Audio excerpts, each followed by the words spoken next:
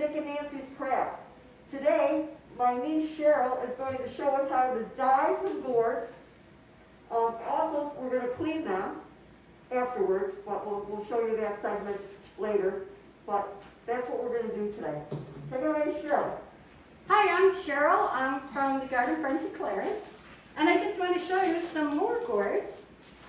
We have the whole basket here, and these are just various gourds that have been dried and dyed. You can also do that with some of your hard skin gourds. These here are some of your softer skin gourds. There actually are two different varieties. This one was actually carved out with a Dremel tool to make the Halloween face. And you can even dry pumpkins. Now pumpkins are a little more delicate, so it will take a little longer for them to dry, and they have to be handled a little carefully, but they certainly will dry, and you can dye them. I just want to give you an idea of what you're going to need for equipment. We found that using Felber's leather dye works really well. All you really need are your basic primary colors, which would be blue, red, and yellow. And then you can take just a drop of black to darken up some of these colors if you want. These can be pretty vibrant, these colors, so you do sometimes want to tone them down. You can see I mixed some already. I already have some green. You're going to want some cups for mixing, and I use the wool dabbers that come with the Felber's dye. You can also buy these in bulk if you would like. Now this is where the fun part begins. You really should wear gloves, because as you can see I already have dye all over me. I use eyedroppers to put the dye into the various cups here because as you can see it makes a big mess. And you do not need a lot of dye, just a little bit, and you can always add more.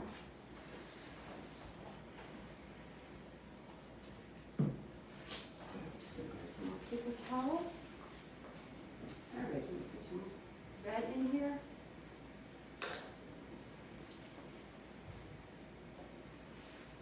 Mixing the red and the blue? No, I'm just gonna leave. Doing red Yeah. separate. Leave that for you guys to do. If you'd like to mix them, you can mix them.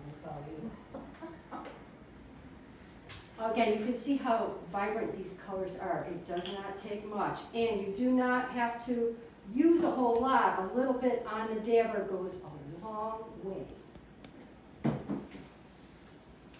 And like shoe polish? Yeah, this is the stuff that people use to dye, their shoes. Especially the black in it. If you have scuff marks in it, you can certainly use that. Now where did you buy the? This I bought all online. You can, I think Walmart and Target also carry these, but you really carry just the basic shoe colors, the blacks and browns. No? But to get some of the other colors, you definitely want to just go online and just go into Felber's. And they run. These are 4-ounce bottles, these small ones.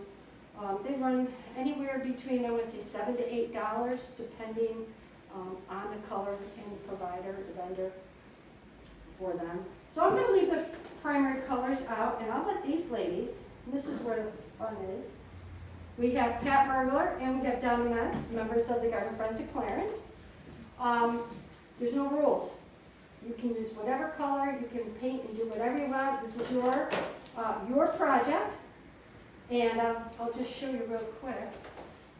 Some of these, just a little bit of yellow. You know my favorite colors. Yeah, orange. Okay, well, we'll make orange because, we,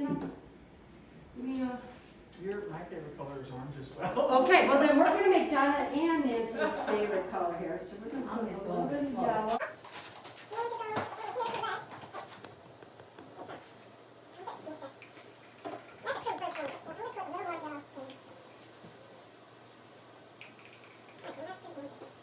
So you can see, and I'll make a yellow dabber. You kind of just keep a dabber color. kind of load it up a little bit and just start just kind of dabbing it on. Now, if you want to make some of these bumps a different color, you can either dye them all and then go back over, but remember, when you put a darker color, it's going to be pretty dark, so you may want to kind of go around them. And that's what I did with these.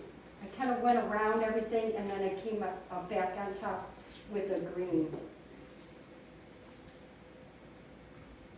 So you just see how I kind of go in between. And as you can see, there is some staining. As you dry these, they do mold over time. So it's a very, very important prior to dyeing them that you definitely put them through a bleach water, and we will show you that cleaning process a little later on.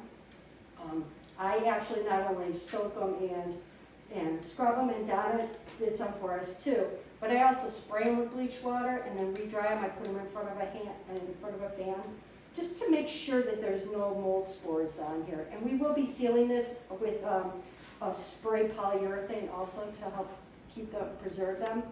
But just, you know, for your health and safety. And if you do birdhouse gourds, some of these larger gourds, and you want to use them for a birdhouse and you do drill into them, wear a mask, because there are mold spores on the inside of these also, just for safety. So just so we can get an idea, I'm going to turn this over to Nancy, and I'm going to make a little more of this and stuff up. I'm going to add some more dye to these. So, and then I'll let you guys just start.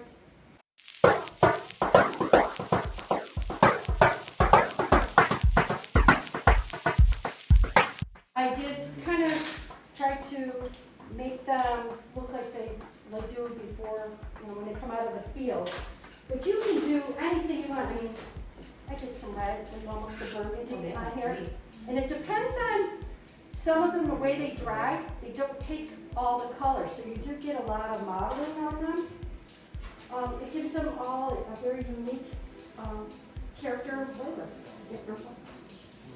That's the blue. Yeah, blue in here.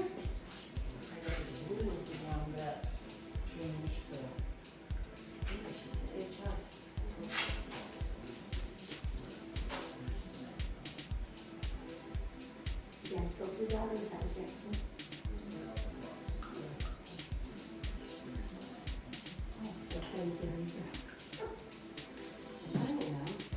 I'm so glad that I got to be a part of this girl, so I couldn't come in here.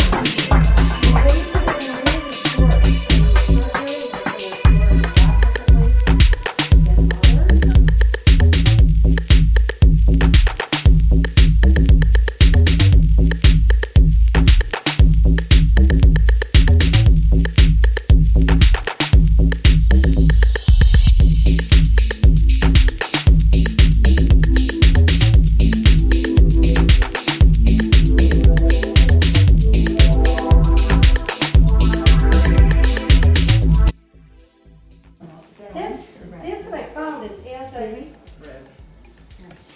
and you can see even this, it's darkening up Yeah, that's beautiful. so Now, much. what color is that one? This is just red. Red? This is just red. And you can see almost like these are starting to, they get almost purple in the blue. Right. Mm-hmm. They really do. It starts to soak in that color and just, so I'm going to put the apple over here. It's turned out nice. I'm pleased with that.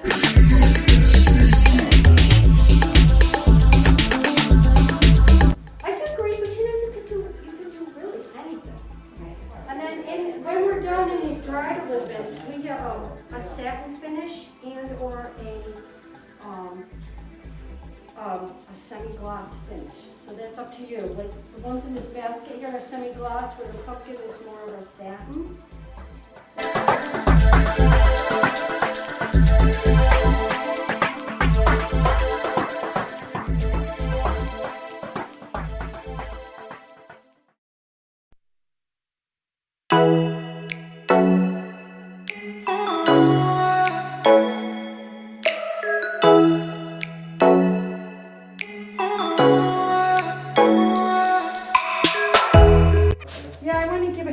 out to Ancestral Acres. They are located in Heartland, New York on Ridge Road. That's Route 104, just east of Route 78. They supplied us with these larger hard shell gourds. Wonderful people. If you get a chance, go out to the farm, or you can also see them at the Clarence Farmers Market. They're there every Saturday morning. And also, if you want to buy any gourds like this, or that yellow one, this is the one that's this kind, you can get these to Spirit Farm in Pendleton on Town Line Road.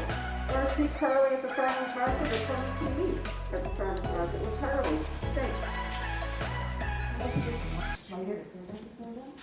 One side.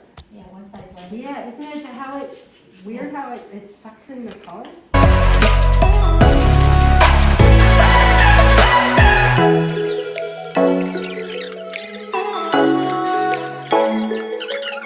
Nick and Nancy's Crafts on YouTube.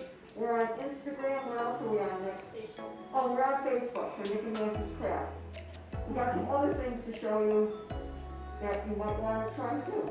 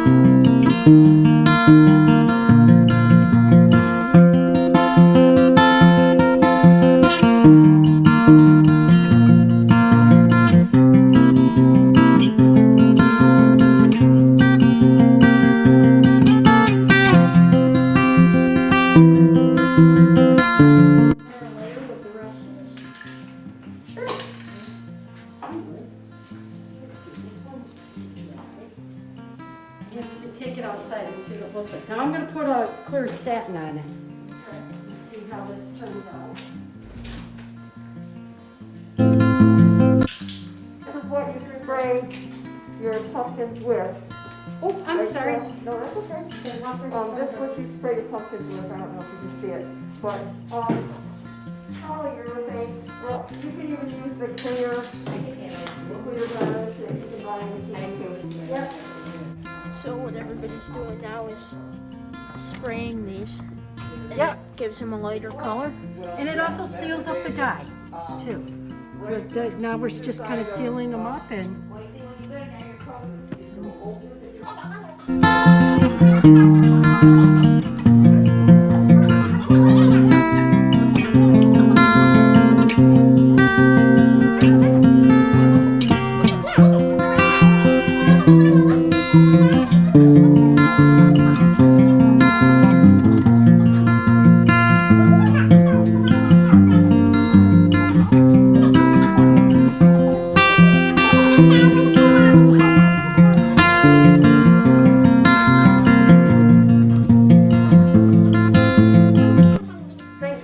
Nick and Nancy's Crafts, everybody, if you like this, and we'll be doing the other video in a few minutes. Bye. Hi, welcome to Nick and Nancy's Crafts. Today we're going to teach you how to clean a gourd that you get out of the field, you know, when they're all dirty and everything. So Cheryl's going to do the demonstration today from the... Garden Friends of Clarence. Okay, take it away, Cheryl. Hello. Like Nancy said, you a lot of times you'll find some dried gourds, and we're talking about dried gourds here, not fresh picked gourds. You can either leave them outside to dry. You can put them in your basement and put a fan on them, but make sure they're up off the ground. They need a lot of ventilation. A greenhouse, anywhere where there's a lot of ventilation, that'll help dry them out. Once they're dry though, sometimes they will have mold on them, or they will be dirty, and they do need to be cleaned, especially if they have any fungus or mold on them. You do want to kill them. So what do we need to do that? Water, obviously. I have a sink here. Going to need some bleach and some scrubbing utensils. These metal pads work great. I have a wire brush and then just a regular toothbrush. And because you are working with bleach, you definitely want to use some gloves. These are just like kitchen gloves. How much bleach do you add to your water? I do about 10% solution. Okay. 10% is good. A lot of times I'll even pre-spray them with solution. Just again, the whole idea is the safety aspect of just trying to kill the mold on it. That's what we want to do. And to clean them up. Now in this sink here, I have a couple that have been soaking, and because they are dry, they float. So I have a tray over them with a weight, and I'll pull that off just to hold them down. And it's very simple. Set this over here. You're just gonna take a scrubby, and you're just going to scrub. Now, mind you, this is bleach, so if you're wearing good clothes, don't, because they will be spotted.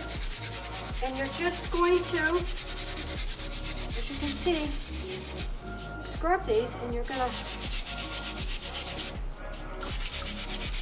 scrub off the mold, and there's like a layer, especially on these hard shell gourds, there is like an extra layer on them, so that's what we're trying to remove. It'll just make it easier for them to take up the dye. But you can see some of the mold. The mold will leave a stain on there, which is fine. It certainly adds a character to your gourd. But you just want to, give them a really good scrubbing. I then I rinse them off, and then I put them right in front of a fan to dry them off. They need to be dried prior to any other manipulations with them as far as dyeing, or if you're going to paint them, they have to be dry, or the dye or paint will not stick. So you definitely want to make sure they're dry. And a fan just makes this go a little quicker. So you can kind of get the idea. And we have a larger one over here. And again, I'm just going to be scrubbing it off. You can see these dark spots are coming off. I have kind of like a gray, I guess, fungus or mold that's on here too that I'm getting off. And it really is just a matter of some elbow grease.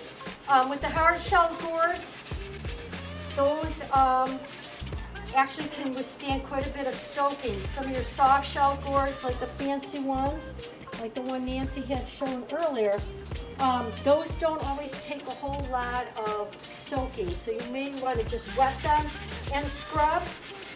They are a soft shell, meaning that they are a little more fragile, so you have to be careful when you're scrubbing them. You don't want to puncture them.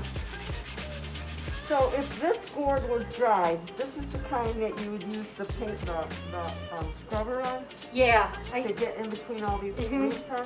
Yeah, and the main, again, you want to clean them up, but the main thing is to kill that mold. So if you can't get into every little crevice, you definitely want to get some Clorox on there to kill the mold. That's the important thing, is to kill that mold. Okay. Now, if you are going to cut into these and make them into birdhouses or as a decoration, please wear a mask. There is mold that will be on the inside of these also, so that's really important to have the right PPE on. But as you can see, this one is really cleaning up nicely. And then I will show you. You can really see how, here, we can do this up here. You can see how it takes off the real dark spots. So it's almost like scraping off burn-on food. Yes. That much Exactly. elbow grease. Yeah, a lot of elbow grease in here. And you can almost feel it when it's clean. It's just smoother as you go through. And I'll just kind of soak it again. And then I'll show you kind of the finished product. After it's dried, this is what it looks like. And you can see it's still mottled. And you can still see a little bit of the staining on it from the mold and the whole drying process. But this one's ready to go and ready to be dyed. All right, thank you very much, Cheryl. You're Thanks welcome. for watching Nick and Nancy's Crafts. Bye for now.